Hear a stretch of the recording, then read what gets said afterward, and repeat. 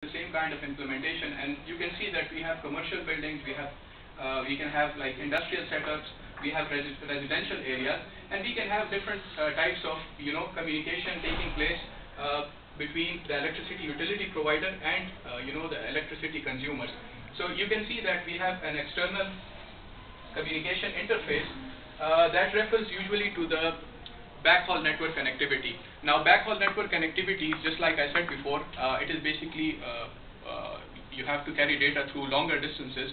So it can be either a wired infrastructure or it can be a wireless infrastructure. It can be your cellular network that can take your data towards the utility providers. And then we have the internal communication interfaces, and this basically refers to the shorter range wireless networks, or it can be even wired connectivity. But usually when we talk about internal communication interface, we talk about shorter range networks. I'm going to go in more detail a bit further. And I'm going to come to the point that what are the exact technologies that are proposed for these internal interfaces and the external interfaces in order to exchange data between the consumer and the utility provider. Now, this is basically a general system overview. You can see that there are different technologies which are in place. In the power substation, we have the SCADA system. Has anybody heard of SCADA? Supervisory Control and Data Acquisition. It is already in place in many places throughout the world, and it has a certain communication technique available that is known as DNP3, Distributed Network Protocol 3. DNP3 is responsible for data exchange between different electricity grids of the utility provider. But even then, if you check out the services provided by DNP3, it is still not a very efficient. It does not provide a very efficient two-way communication between the electricity provider and the end consumer. Then in the utility control center, we have energy management systems and grid monitoring and control applications. Energy management systems refers to the fact that once you integrate renewable energy sources in the traditional grid, then how to manage the energy balance, the energy mix. Because when you talk about energy mix, that means energy coming from different sources, and that might have different tariffs or different costs associated with it. So, and then in the customer premises, we have the automatic meter reading. Just like I said before, when we talk about the smart grid, then we also say that we have to replace the traditional electricity meters with the smart meters. And with smart meters, it can have a certain communication interface, and with that, you don't need the manual meter readers. What can happen is that it has a certain interface. It can transmit the electricity utilization at real time to the service provider without any user intervention. Then we have home area networks. In home area networks, what happens is that at present you have many different electrical appliances in your home, but every electric appliance, depending upon what its use is, for example, you have refrigerators, you have microwave ovens, you might have air conditioning systems, you have washing machines, you have irons. So there can be a lot of different things in your home. And what happens is that every electrical appliance has its own energy efficiency and its own rating. So depending upon what its power rating is, it is going to either consume more electricity or it is going to consume less electricity. So with home area networks, we can make the idea possible that, let's suppose you have a certain mobile phone over here, and if it's a postpaid package, at the end of the month you get the bill from your service provider, and it is basically, most of the time, it is an itemized bill, because you get the cost associated with each of the call that you have made, and also you get the destination caller to whom you have called. So in this particular case, when we use home area networks in smart grids, what we can do is we can attach a certain wireless module with or maybe even we can use wired communication, and we can calculate the electricity consumption of all these appliances at real time, and we can communicate everything to the electricity service provider directly. So what we can do is, by this we can achieve itemized billing for electricity as well.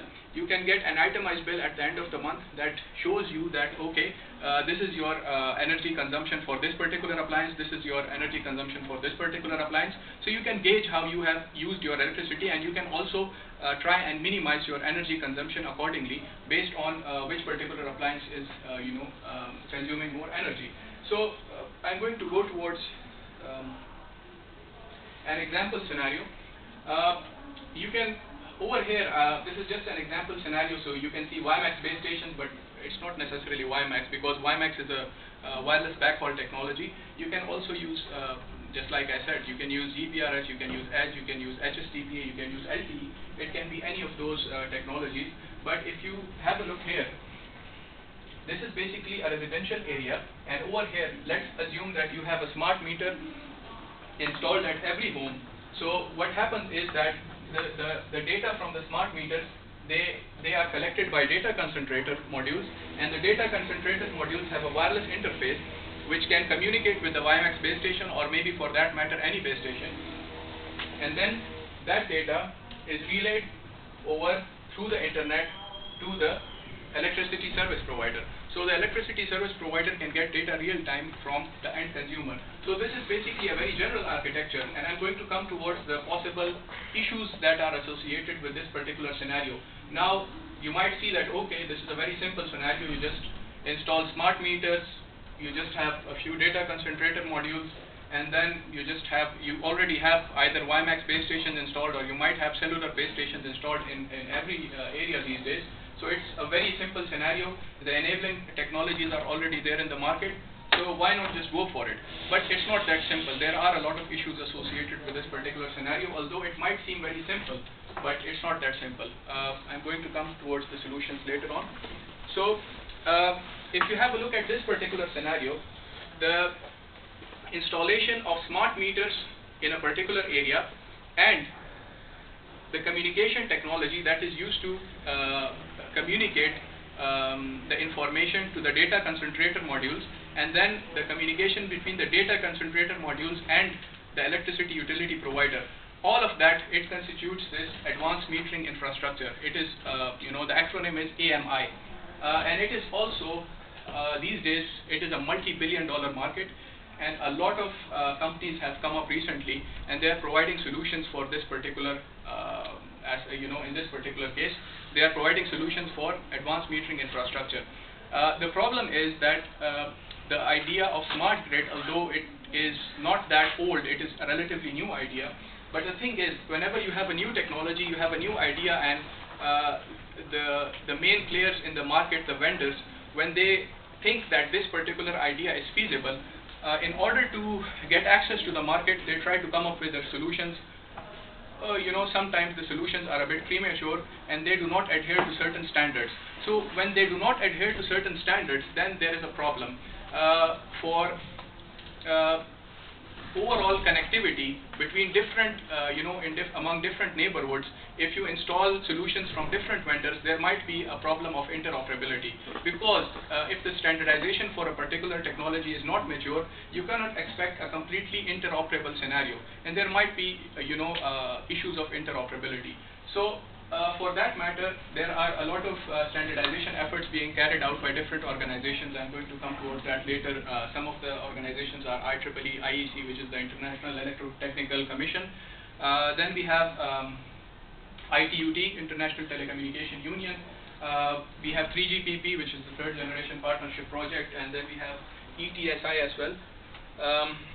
And this is just an overview of the advanced metering infrastructure. You can see that in different office buildings or factories or homes, or this is one aspect that I forgot to mention. In the future, you can expect, even now in the US, a lot of, there are a few companies who already have, the electric vehicles already there in the market.